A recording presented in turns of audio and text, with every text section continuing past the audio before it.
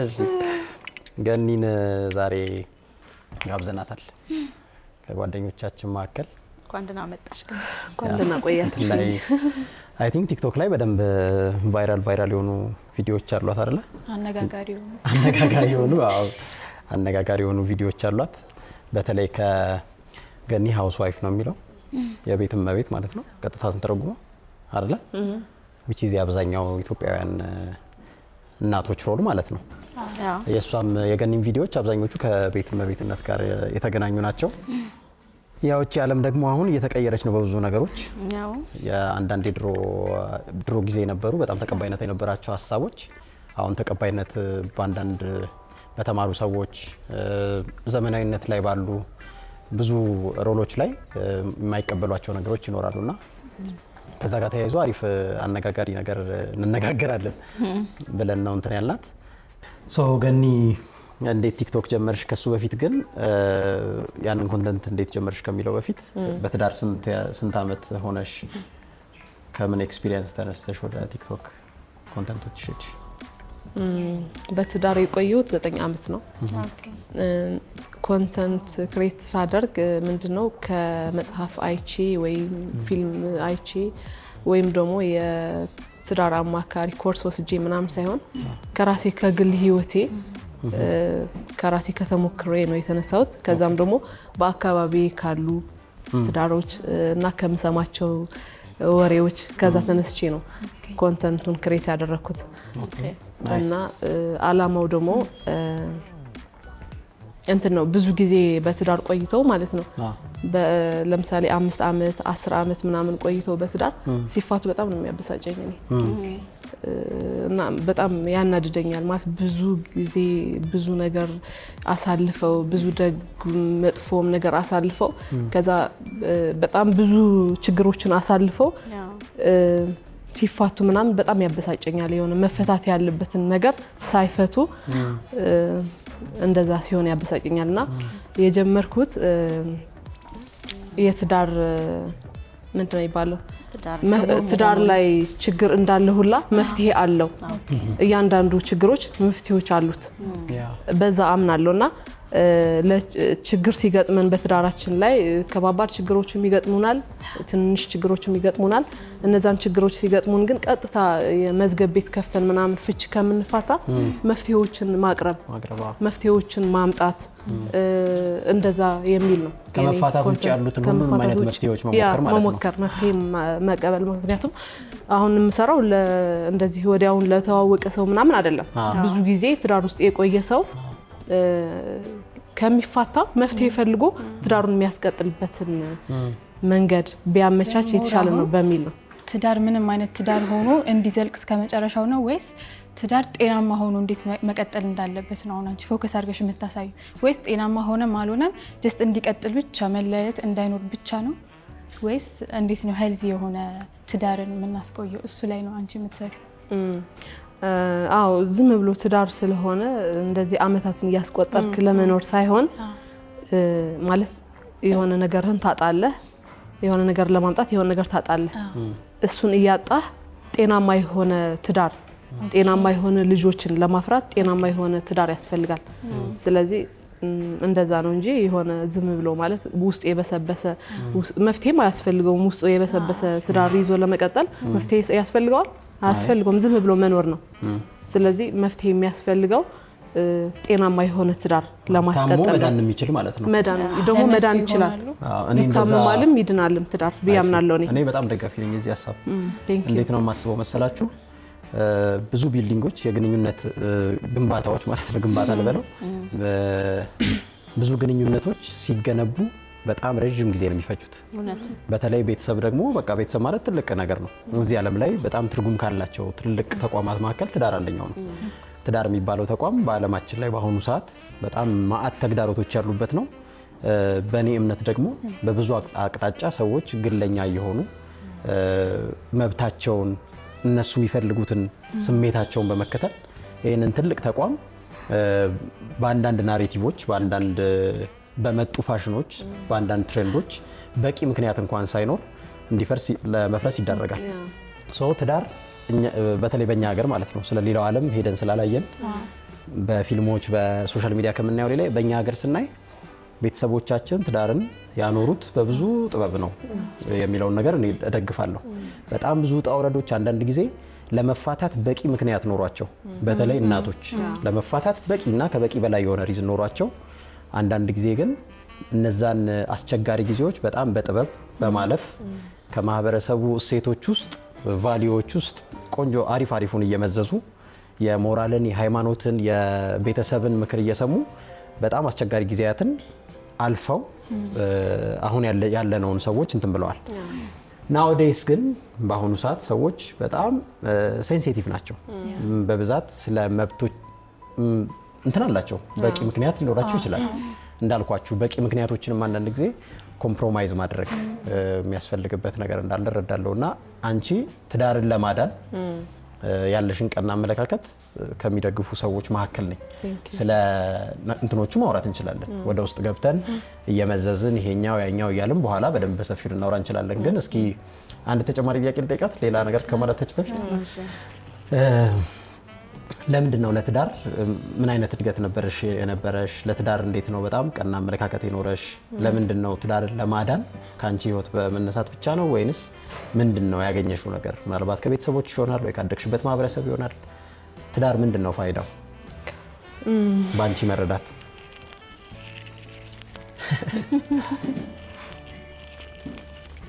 ያስጠጣል ማለት ነው። አይ ትዳር ያው የታወቀ ነው፣ የተከበረ ነገር ነው። እሷ እንግዲህ 9 ዓመት ነው የኖረችው አይደለም። እንዳለችው መፋታት ቀላል ነገር አይደለም። እንደኔ ለመፋታት የሚወስን ሰው ማለት ከውጭ ሲመለከት ዋው እንዴት ይፋታሉ ምናምንም አይደለም። ለመፋታት ሲወሰን የሚሄድበት በጣም ብዙ ፕሮሰስ አለ። በጣም የሚያም ሂደት ነው። ከመጀመሪያው ጀምሮ ስትጣላ፣ ከዛ ሽማግሌ ሲገባ፣ ከዛ ፍርድ ቤት ምናምን የሚለው ሂደት በጣም የሚያደክም ነገር ነው። ብዙዎቹ ፈልገውትና ወደውት የሚገቡበት ነው ብዬ እኔ አላስብም። ምናልባት እንዳለችው ማለት ነው ትዳር በጣም የተከበረ ተቋም መሆኑን አውቀው በምንም አይነት ሁኔታ ቢሆን ላድነው ማለት አንድ ነገር ነው። ግን ደግሞ ቅድም እንዳለችው ማለት ነው አብዛኛው ሰው ፈልጎ አይ በቃኝ ዛሬ ካመሻ ፈታዋለሁ ብሎ የሚፈታ አይመስለኝም፣ ወይ ዛሬ እንዲካላደረገ አይመስለኝም። ሁለት ሰዎች ናቸው ትዳር ውስጥ የሚገቡት። ከተለያየ ባክግራውንድ ነው የሚመጡት። የተለያየ አስተሳሰብ ነው ያላቸው። ያንን ችሎ መኖር እሱ አሁን ስታነሳው በጣም መብሰል ይፈልጋል። ከዛ ደግሞ ትምህርት የሚባለው ነገር ቅድም ጨምረህበታል። ሰዎች ስለተማሩ ብቻ ወደ ፍቺ ፈጥነው አይሄዱ። እንዲያውም እንደኔ የተማሩ ሰዎች የነገሮችን ምክንያት፣ ውጤት ወይም መንስኤ የበለጠ ያስባሉ ብዬ አስባለሁ። ግን ሁለት ሰዎች ናቸው ውስጥ ያሉትና ሁለቱም ለዛ ትዳር እኩል መስራት መቻል አለባቸው። ገብቷል? አብዛኛውን ጊዜ ሴቷ ትቻል ኢትስ ኦኬ የሚባለው ነገር ሴት ላይ ይጫናል። ሴቷ ግን ተምራ የሆነ ነገር መረዳ ስትጀምር ይሄ ነገር የሁለት ሰው ጥምረት ነው፣ ሁለቱም ሰው እኩል መስራት አለበት የሚለው ነገር ይመጣል። ስለዚህ አብዛኛውን ጊዜ ፍቺ ማነው ኢኒሼት የሚያደርገው የሚለው ራሱን የቻለ ጥናት ይፈልጋል። ሴቷ ነች ወይስ ወንዱ ነው? ማነው ያልቻለው የሚለውን ማጥናት ያስፈልጋል ብዬ አስባለሁ።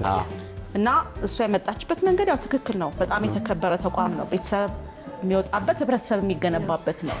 ግን ሰው ሁሉ ደስ ብሎ ተነስቶ የሚፋታ አይመስለኝም። በጣም ብዙ ነገር ከተካሄደ በኋላ ነው ብዬ አስባለሁ። ምን ታስቢያለሽ? ጥያቄ ባክግራውንድሽን የትዳር ስለዛ እኔ ባክግራውንዴ ከእናት ከአባቴ ተወልጄ ከዛ በልጅነቴ ነው እናት አባቴ የተፋቱት። እናቴ ነች ያሳደገችኝ። ከእናቴ በቂ የሆነ ፍቅር አግኝቼ ነው ያደግኩት።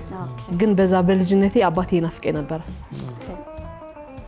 አልነበረም አይመጣም ነበር። አዎ በቃ አንደኛ እንዴት ነው እኔ ማለት እንደዛም ላስብ የቻልኩት ወንዶች ከተፋቱ በኋላ ማለት ነው የራሳቸው ህይወት ከጀመሩ በኋላ ብዙም ወደ ልጆቻቸው አይመለሱም እና እንደዛ ማለት በዛ በልጅነቴ በጣም አሁን ላይ በጣም ምንም ነው የማይመስለኝ አሁን ላይ ማለት ነው። ምክንያቱም አልፏል ያ ጊዜ እና ስለዚህ ለልጆች አባት እናት ያስፈልጋቸዋል እስከ መጨረሻ ድረስ ማለት ነው። እና እናትም ልትሆን ትችላለች መስዋዕት የምትከፍለው አባትም ሊሆን ይችላል መስዋዕት የሚከፍለው ዞሮ ግን ልብ ያለው ሰው መስዋዕት ይከፍል ኦኬ ልብ የሌለው አንዱ ልብ ስለሌለው ተብሎ አንዱ ልብ ያለው ሰው መፍታት የለበትም ስለዚህ ያንተን ልብ ለዛኛው እያዋስክ ትዳሩን እንዲቀጥል አንተ መስዋዕት እየከፈልክ ትዳሩን እንዲቀጥል ማድረግ ነው እንጂ ሁለቱ ተመቻችቶ መቀጠል አይችልም ትዳር በነገራችን ላይ ሁለቱም እኩል የሆነ አስተሳሰብ ሊኖረው አይችልም ለትዳር አንዱ በአንድ ደቂቃ ፍቺ የሚያስብ ሊሆን ይችላል በአንድ ደቂቃ የሆነ ነገር ከተፈጠረ ለራሱ ምቾት ብቻ የሚያስቀድም ከሆነ በቃ ይቅርብኝ ብሎ ትቶ ሊወጣ ይችላል አንዱ ደግሞ ያዝ ማድረግ መቻል አለበት ስለዚህ በተለይ ልጆች ከተወለዱ በኋላ በተለይ ልጆች ለዛም ነው ከብዙ አመታት በኋላ የሚፋቱ ሰዎች የሚያናድደኝ እና ልጆቻቸው አስበው አብረውት ያሳልፉት ጊዜም ማሰብ አለባቸው እኮ ብዙ ጊዜ ጥሩ መጥፎም ጊዜ አሳልፈዋል አይደል የሆነ ነገር ከተፈጠረ በኋላ ግን ያው ባዳነታቸው ይታያቸዋልና ወንዶች ከተፋቱ በኋላ የሆነ ህይወት ከመሰረቱ በኋላ ብዙም ጊዜ አንድ ወንድ ልጅ እኮ ከእናቱ ከወጣ በኋላ ለእናቱ የሚደውላት ከስንት አንዴ ነው እንለያያለን በቃ አንድ አይደለም ተፈጥሯችን አንድ አይደለም ወንድና ሴት በቃ እኩል አይደለም ለዛ ሴቷ ማድረግ ያለባት ነገር ካለ ታደርጋለች ወንዱ ማድረግ ካለበት ያደርጋል ለልጆቻቸውም ሲሉ ለትዳራቸውም ሲሉ በዛ ነው የኔ ሐሳብ ማምንበት እንደዛ እሷ እንዳነሳችሁ ልጅ ከተወለደ በኋላ በጣም ከባድ ነው ለመናገር አሁን ምንድነው የሚሆነው ልጆችን ካስቀመጥክ በኋላ ለራስ ታስብ ነው እኔ ነኝ ያልተመቸኝ ልትል ነው ከዛ የልጆቹን ፍላጎት ልተው ነው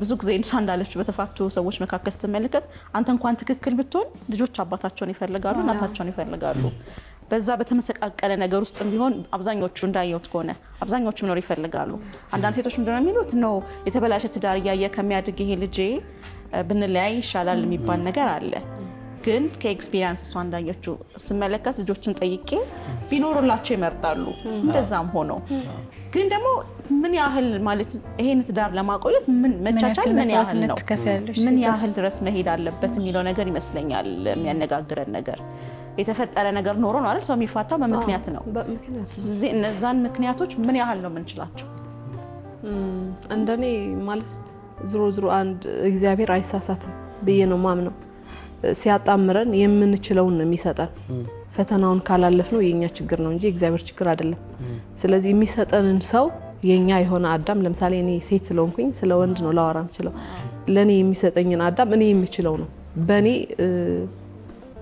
ልክ ነው ስለዚህ በኔ ልክ ከሆነ የሚመጣብኝን ፈተና መቋቋም እችላለሁ የተሳሳተ ሰው ከመረጥሽስ ልመርጥ አልችልም እግዚአብሔር ትዳር በነገራችን ላይ እግዚአብሔር ነው የሚሰጠው ለምሳሌ በጓደኝነት ጊዜ የምታሳልፊያቸው ጓደኛ ሆነሽ አሳልፈሽ የምትታዩ ሰው ምናምን አይደለም ትዳር ላይ ማለት በቃ ጋብቻ ስትመሰርቺ የሚሰጥሽን እግዚአብሔር የፈጠረና እግዚአብሔር ላንቺ የፈጠረው ሰው ነው ከየትም ተገናኝተን ነው ትዳር ላይ የምንጋባው እንጂ አሁን ለምሳሌ እንደዛ ባይሆን እዛ ባደኩበት አካባቢ ነበር ላገባ የምችለው እግዚአብሔር ያዘጋጀው ባይሆን ኖሮ ማለት ነው የሰው ጸባይ ሊቀየር አይችልም አሁን ከትዳር በፊትና በተለይ ደግሞ የወንዶች ከትዳር በፊትና ከትዳር በኋላ በተለይ ከልጅን በፊትና በኋላ ያለው ባህሪ በጣም ይቀያየራል ብዙ ጊዜና አንቺ ትክክል ነኝ ብለሽ በቃ ለኔ ፐርፌክት ነው ይሄ ሰው ብለሽ ከመረጥሽው በኋላ ቤት ስገቢ ሌላ ሰው ሊሆን ይችላል አሁን ይሄንን እንዴት መሰለሽ መጀመሪያ እኛ ሰዎች ስንባል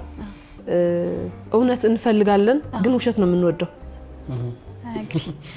ውሸት እንወዳለን እውነቴን ነው አሁን አንቺ ከጓደኛሽ ጋር ምናምን ተገናኝተሽ ተቀጣጥረሽ እውነቱን አይደለም የምትወጁ ውሸት ሲያወራ ለምሳሌ ሀብታም ሳይሆን ልቡን አያሳይሽም ማለት ነው ልቡ እንዲያሳይሽ መጀመሪያ የራስሽ ፈቃድ ሊኖርሽ ይገባል ልቡ እንዲያሳይሽ ማለት ነው ልቡ ካየሽው ቢያንስ ልቡ ሊቀየር የሚችለው የተወሰነ መልኩ ነው ሊቀየር የሚችለው እንጂ ሙሉ ነው የሰው ልብ ሊቀየር አይችልም እና የውሸት ማንነቱን ይዞ እንዲቀርበን አድርገን እኛ ራሳችን የውሸት ማንነት ይዘን ስለቀረብን ነው አይደለም ምን ተዋውቀው ቆይ ልጨርስልሽ ነው ገብቶኛል ይቀየራል አይቀየርም ግን አሁን የሱ ጸባይ መቀየሩ ማለት ነው የኛ ጥፋት አይደለም አይ ጥፋት ነው ለምሳሌ ወደ ሴት ኖ የሴት ችግር ነው አይደለም አሁን ሴቶች እንዴት መሰለሽ ሀብታም ወንድ ምናምን እንፈልጋለን አይደል ሀብታም ያልሆነ ወንድ ሁሉም ሴት እንደዛ ላይ እኮ ያቺ እንደዛ ያልሆነ እንደዛ አይነት አይገጥማት ማለት እዚህ ጋር ግን ማለት ነው አንዴ ልነግርሽ የምፈልገው እኔ ሴት ስለሆንኩኝ ባይ ዲፎልት ወደ ሴት ነው ላደላ የምችለውና የአንቺን ሳይድ ይዤ ነው እየጠየኩሽ ያለሁት። ግን የሆነ ነገር ባል ባጠፋ ቁጥር ወይ የወንድ ጠባይ በተቀየረ ቁጥር ማለት ነው ሁሉንም ወደኛ አይደለም፣ የኛ ምክንያት አይደለም። የሱ ጥፋት ከሆነ እሱ ነው ኃላፊነት መውሰድ ያለበት፣ የሱ ጥፋት ነው እሱ ነው መውቀስ ያለብሽ ማለት ነው እንጂ በእኔ ምክንያት አይደለም ጸባዩ ከትዳር በፊትና በኋላ የሚቀየረው። የሚዋሸው የሚያስመስለው እንደዛ ሆኖ የሚቀርብሽ ሁሉም የሱ ጥፋት ነው። አንቺ ምንም አላደረግሽም። እንትን አድርገን ብናየው እሷ ከመመለሷ በፊት እዚህ ላይ አሁን የዘረዘርሻቸው ነገሮች መዋሸት፣ ማስመሰል ምናምን የምንላቸው ነገሮች መጀመሪያ ላይ ከሆኑ ከጋብቻ በኋላ ቢሆን አሁን ጥፋቶቹን ማለት ነው ጥፋቶቹን ካስቀመጥናቸው ለዛ ጥፋት የሚሆን ወሬ ልናወራ ነው ብዬ እፈራለሁ። ገብቶሻል? ዋሸ፣ ቺት አረገ፣ እንደዚህ አረገ ምናምን ካለም ማለት ነው። ግን ኢን ጀነራል ይሄ ትዳርን ስለመጠበቅ አይደል እያወራን ያለው? ትዳርን አሁን ቅድም ያነሳችው ነገር አለ ለልጆች ከራሷ ታሪክ ተነስታ ማለት ነው ልጆች እንዳይበተኑ አሁን እሷ አስቢው በልጅነቷ ነው ቤተሰቦቿ ትዳር የተበተነው። ዛሬ ላይ ኢሞሽናል አረጋት፣ አስለቀሳት አይደል? ምን ያህል ዘመን ነው የሚከተለን ያ ነገር? ትራውማው ማለት ነው። ከሁለቱ ሰዎች ፍላጎት አልፎ ልጆቹ ላይ ተላለፈ። ከዛ እሷ አሁን የምትሰራውን ኮንተንት የምትሰራበት ምክንያት ያ የልጅነት ጉዳይ ነው አይደለ? ምን ያህል ክሪቲካል ነው ከኛ አልፎ ወደዚህ ምድር ላመጣናቸው ሙሉ በሙሉ እኛም ብቻ ባንሆን ጥፋተኛ ለማምጣታችን ምን ያህል እንትን ነው የሚከፈለው ሳክሪፋይስ ከስሜትም ማለፍ አለበት የሚል ነገር ነው እያነሳች ያለችው። ማለት ከግል ምቾታችን እስከምን ድረስ ነው የምትታገሰው? ነገር መሰለህ በኮርትሺፕ ጊዜ መጀመሪያ ላይ ለምሳሌ በምንተዋወቅበት ጊዜ እሷ እንዳለችው እውነተኛ ማንነታችንን ማናተያይ ከሆነ በኋላ ላይ ያ ነገር በሚገለጽበት ጊዜ ችግር ይፈጥራል ነው። ግን እኔ ደግሞ ስጋት ምንድነው በጣም አብዛኛው ሰው ከትዳር በፊት ባለው ነገር ላይ እውነተኛ እንትኑን ለማወቅ ጊዜውም አይፈቅድም። አብረ ስትኖርና ላይክ ውጭ ስትገናኝ ይለያያል አይደል? አንተ ለማስደሰት እኔ አንተ ለማስደሰት ያለንን ጊዜ ደስ በሚኒታ ለማሳለፍ ነው እንጂ ምን ሞክረው ብቻ ቅስቀሳ ነው እሱ ህይወት አይደለም። ገባ? ህይወትን አብረ ስትጀምረው ግን ያኔ ነው እውነተኛ ማንነቱ የሚታወቀው። እንግዲህ እሷ እንዳለችው ያን ጊዜ ያንን እውነተኛ ማንነት እኔ ልችለው በማልችለው መንገድ ቢገለጽስ እናቴ ነፍሷን ይማርትና በልጅ ቆዳ የተቀበረ ሰው የለም ትል ነበረ። ምን ለማለት ፈልጋ ነው? ለልጆቼ ስል ሁሉ ነገሬን እተዋለሁኝ። ግን አት ኤንድ ኦፍ ዘ ዴይ እኔ እንደዚህ ስትሰቃይ ማንም ዞር ብሎ አያየኝምና ይሁን ነገር ለልጆች ስትባል በቃ በልጅ ቆዳ የተቀበረ ሰው የለም ስትል አስታውሳለሁ። አግብተው ይሄዳሉ እነሱ። ያንቺን ህልም ለነሱ ኖረሽ ማለት ነው። በቃ ትተዋለህ። እሱ እንደፈለገ ቢሆን ቶለሬት ያደርግ ትኖራለህ። እና እኔ እንኳን የምመርጠው ምንድነው እዛ ደረጃ እንኳን ቢደርሱ በጣም በቃ አሁን ፈረንጆቹ እንደሚያደርጉት በጣም በትብብር ልጆቹ በቃ አባታቸውንም እናታቸውንም በደንብ እያገኙ እንደዛ ቢኖሩ ይመርጣል እንጂ ትዳር ውስጥ እንደዛ እየተከፋሽ ነው የሚለው ትንሽ የሚከብድ ይመስለኛል። አይመስልሽም ገኒ? አይመስለኝም። እሺ እንዴት ነው ያንቺ? እንዴት ነው የኔ እንትን? ለምሳሌ እኔ የሆነ ነገር የምፈልገውን ነገር ከባሌ የምፈልገው ነገር እሱ እስከሚያመጣ ሊደርስ አልጠብቀው ማለት ያንን ትዳሩን እስከፈለኩት ሰዓት ድረስ ማለት ነው። ትዳር ላይ የምቆየው እኔ እስፈቅድ ብቻ ነው። እስከፈቀድኩበት ጊዜ ብቻ ነው ልቆይ የምችለው። ያንን ፍቃዴን ሳነሳ ትዳሩን ይቆማል ማለት ነው። ስለዚህ ለዛ ትዳር ስል መስዋዕት እኔ መተው ያለብኝ ነገር እተዋለሁ። ያንን እሱን እንዲተው አልጠብቀውም። ለምሳሌ በቃ እኔ በትዳሬ የተፈተንኩ ሰው አይደለሁም። ሁሌ እንደማወራው ማለት ነው። ማለት ጥሩ የተባረከ ባል ሰጥቶኛል እግዚአብሔር። አንቺ የተባረከ ሚስት ተሰጠኝ ነው የሚለው። በእርግጥ ለሱ በጣም የተባረከ ሚስት ሰጠው ነው። ለኔ ደግሞ በጣም ማለት ጥሩ ባል አለኝ እና የተፈተንኩኝ ሴት አይደለሁም። ግን እንደ ወንድ ለምሳሌ ከትዳር በፊት የነበረንና ትዳር ውስጥ ስንገባ ያለን ነገር አንድ አይደለም። ከትዳር በፊት ያየሁበት ነገርና ከትዳር በኋላ የማይበት ነገር አንድ አይደለም። ስለዚህ አንዴ ከገባሁኝ በኋላ እኔ ማጣት ያለብኝ ነገር እያጣሁኝ እሱ የሚፈልገውን ነገር እሱ አይልሽ። እንዴት መሰለሽ እኔ ማስበው አሁን እኔ ጎደሎ ከሆንኩኝ እኔ ማለት አሟልቼ መሄድ ማልችል ከሆነ ያንን ባሌ ነው አሟልቶ ሊሄድ የሚሰጠኝ ፈጣሪ ብያምናለሁ። ሁለታችን ተመሳሳይ ልንሆን አንችልም ብዬ አስባለሁ። ከዛ እዚህኛው ላይ ማንሳት ፈልጋለሁ። አንቺ በትዳር አለመፈተንሽስ ቢሆን አሁን የምታንጸባርቂውን ሀሳብ እንድታንጸባርቂ ያደርገሽ፣ ለምሳሌ ባለቤትሽ አምሽቶ መጥቶ ሰክሮ መጥቶ ከዛ ማታ አንቺ ራት አዘጋጅተሽለት ልጆቹን ቀኑ ሙሉ ስትንከባከቢ ውለሽ አምሽቶ መጥቶ አምቡላውን ግፎ ይላል የድሮ ሰዎች መጥቶ በቦክስ የሚነርትሽ ቢሆን በሸሚዙ ላይ የሌላ ሴት ሊፕስቲክ የምታገኝ ቢሆን ኖሮ ምናልባት አሁን የምትሰሪያቸውን ኮንተንቶች ትሰሪያቸው ነበር ወይ? ምናልባት ይሄ አቋምሽ ሊቀየር ይችላል ብለሽ አታስቢም? ወይስ ያኔም ቢሆን አንዴ እዚህ ትዳር ውስጥ ገብቻለሁ፣ ይሄ እግዚአብሔር የሰጠኝ ትዳር ነው፣ እግዚአብሔር አይሳሳትም፣ ስለዚህ ይሄንን ሰው መለወጥ እችላለሁ ወይም እስከ መጨረሻው እስከ ለተሞታችን ድረስ ለልጆቻችን ስል መታገስ አለብኝ ብለሽ ታምኛለሽ? እሺ አሁን ይሄንን ሰው ከመጀመሪያው አላገባውም ነበር እኔ ካገባሹ በኋላ መጠጥ የጀመረው ኖ አይጀምርም።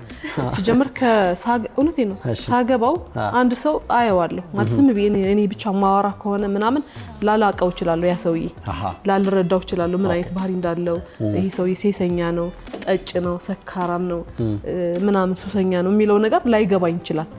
በደንብ እንደ ጨዋ ሰው እምረዳ ከሆነ እማየው ከሆነ ግን አየዋለሁ። ሰውየው በደንብ ነው ማየው። መጀመሪያ በደንብ ስገባ መርጬ ነው የምገባው ነው። መርጬ ነው የምገባው። እንደዚህ አይነት ሁኔታዎች ይፈጠራሉ አንዳንዴ። ሊሰክር ይችላል ማንኛውም ወንድ ማለት ማንኛውም ባልልም ያው ሰክሮ ሊመጣ ይችላል።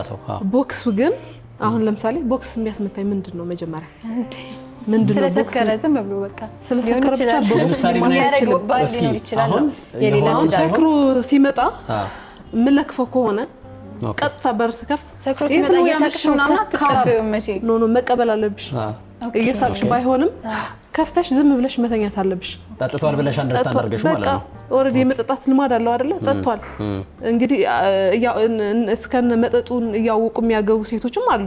ለነሱ ስለሚገባ ነው ያ ሰውዬ ያገቡት። እየጠጣ የምርጫ የውሳኔ ጉዳይ ነው። የውሳኔ ጉዳይ ነው፣ የእግዚአብሔር ጉዳይ ነው። አለቀ። ያገባል አገቡ አይደለ? ከዛ እሱን አይለውጥም። ባይዘው ወንዱን እንደዚህ አርጌ መጠጡን አስጥቼ ምናምን ቀይረዋል ምናምን የለም፣ አይቀየርም። ሊቀይሩ ሳይሆን ራሳቸው ቀይረው ነው ሊኖር የሚችሉት። ራሳቸውን ቀይረው እኔ እንደዚህ አድርጌ ምቹ ሁኔታ እፈጥርለታለሁ፣ ከዛ በዚህ መንገድ ይቀጥላል። ለምሳሌ ሲመጣ ሰክሯል አይደል? ባትስቂም ከፍተሽ በቃ ተኛለሽ። ከዛ ከቻልክ እንደዛ ብትለው የተሻለ ነው። ማንኛውም ሰው የሆነ ሪስፔክት ምናምን ስታደርገው ደስ የማይለው ሰው የለም። ሰው በፍቅር ታሸንፊዋለሽ። በቃ ማጣት ያለብህ ከዛ ድጋሚ አይጠጣም ነው እንደዛ አድርገሽ ከተቀበልሽ ልማድ ካለው ይጠጣል። ግን ምን አይነት ሴናሪዮዎች ይፈጠራሉ መሰለሽ? ማለት ሴናሪዮ ማለት ምን አይነት ሁኔታዎች ይፈጠራሉ? አንዳንድ ጊዜ ያልተጠበቁ ነገሮች ትዳር ውስጥ አፕን ያደርጋሉ። ምንም ያህል ተጠንቅቀን ገብተንበትም ቢሆን በመጀመሪያ ደረጃ አሁን ምን አይነት አቋም ደግሞ ያላቸው ሰዎች አሉ መሰለሽ? አንደኛው ወገን የአንደኛውን ወገን ደካማ ነገር ብቻ የመሸከም ግዴታ የለበትም፣ ሚቹዋል ነው ወይም የጋራ ግንኙነት ነው። አንዳንዶች ሰዎች 50-50 ነው ይላሉ። አንዳንድ ሰዎች ደግሞ 50-50 ባናስቀምጠው ግን አንደኛው በአንደኛው ላይ ጎዶሎውን ይሞላል። አንቺ እንደምትችው ለምሳሌ አንቺ ሰክረሽ ብትመጪ የማይታገስሽ ከሆነ አንቺ ሰክሮ ሲመጣ የምትታገሽበት ምን ምክንያት አለ የሚል ሚዛናዊ ለማድረግ ይሄንን ሀሳብ ያነሳሉ። ምን ትያለሽ? አንቺ ሰክረሽ ብትመጪ ለምሳሌ ያንቺን እንቶ አሁን ወደ ፐርሰናል ስንወስደው የኔ ትዳር ምናምን ሊሆን ነው። ግን ሰክረሽ ስትመጪ በዛ መልኩ የሚቀበልሽ ሰው ይኖራል። ሴት ጓደኞችሽ ጋር ልጆችሽን ቤት ተሽለት ለወንድ ሴት ጓደኞችሽ ጋር አምሽተሽ ሰክረሽ መጥተሽ አንተ ደሃ በቦክስ አምሽቻለሁ ስለው እንኳን ደህና መጣሽ ዛሬ ደግሞ ምንድን ነው ያጠጡሽ የሚል ይመስልሻል? አይ እንደዛ አይለኝም። ስናወራ ይሄንን ሀሳብ ስናወራ ኢትዮጵያውያን እንደ ኢትዮጵያውያን ነው ልናወራ የምንችለው። ብራዚል ወሰድኩታ ኢትዮጵያውያን ከሆንን ደግሞ ማለት ባህል አለ፣ ወግ አለ፣ እምነት አለ፣ ምናምን አለ። ከነዛ አንፃር አንስተን ስናወራ ሴት ስታመሽ ምናምን አይደለም የተለመደው፣ ወንድ ነው ሲያመሽ የተለመደው። ስለዚህ ባህል ግን ይቀያየራል። ታውቂያለሽ አይደል? ባህል ይቀያየራል። ለጊዜው ግን ያው ኢትዮጵያ ውስጥ ነው ያለነው። ኢትዮጵያ ውስጥ ነው ያለነው። ገና እድገት ላይ ያለች ሀገር ነች። ስለዚህ ባለው እውነታ መሰረት ነው ደግሞ ሰክራ መታ የሚቀበሉ ወንዶችም አሉ። በነገራችን ላይ አሉ። ሰክራ መታ በጣም ስቀው ምናምን የሚቀበሉ አሉ። ምን ቪዲዮ ተይዞባቸው ነው? አይደለም የምሬ ነው አሉ። እስኪ አንቺ አሁን ትዳርን በቃ ያፈርሳል ከዚህ በላይ መታገስ አልችልም ወይም ሊያስቀጥል አይችልም የምትዩ ፖይንት ምንድነው? ታግሰሽ መጨረሻ ላይ ይሄማ አይሆንም ይሄንን ቢያረግ ምንለው ማለት ነው የምትዩ ምንድነው? ማያስቀጥለው ትዳርን ማለት ነው ምንድነው የሚያፈርሰው ነገር?